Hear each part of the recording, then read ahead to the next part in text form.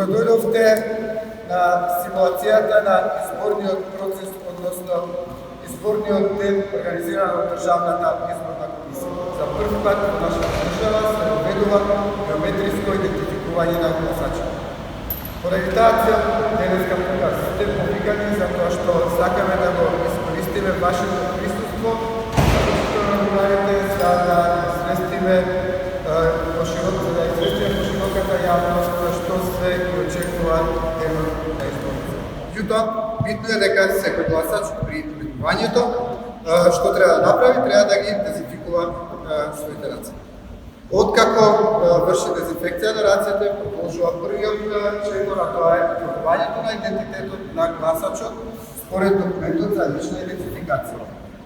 Затоа што гласачите задолжително треба да носат заштитна маска. По првиот чекор, во моментот кога се идентификува, само малце ја трга маската за да членот на избирачкиот округ да врши идентификување согласно лична идентификација, утврди дека се работи за истиот човек. Наредната фаза е утврдувањето на идентитетот на гласачот со уредот за биометриска идентификација на гласачот. Уредот е полнет со податоци на гласачите кои се од избирачкото место и само тоа избирачко место. На разјасника на уредот работи офлайн. Во него има само тие податоци од гласачкото место и никаков додир со непорешни мрежи. Следната фаза се е поред, гласачот се подпишува во изводот од избирачкиот список, а по подпишувањето се врши издавањето на гласачките листиња. Во случајот на нашето избирачко место имаме два кочани на гласачките листиња за градачалник и за членови на советот на општината. Само во општинските изборни комисии, односно избирачките одбори кои спаѓаат во општинските изборни комисии кои вршат избор за градачалник на градско округ, ќе има 4 кочани и ќе има и 4 гласачки листиња. Исклучиво само за избирачките места кои вршат и гласање, односно избор на градачалник за градско округ, член на совет на советот на градско округ.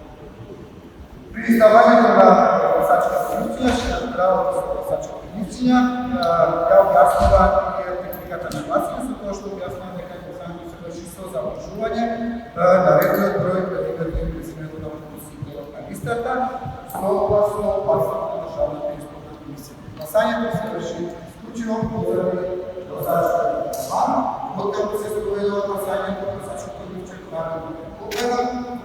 избирачот се упатува во гласачката кутија, а кога стои членот избирачкиот округ кој се грижи токму гласачите да издават гласачките листиња во соодветните гласачки.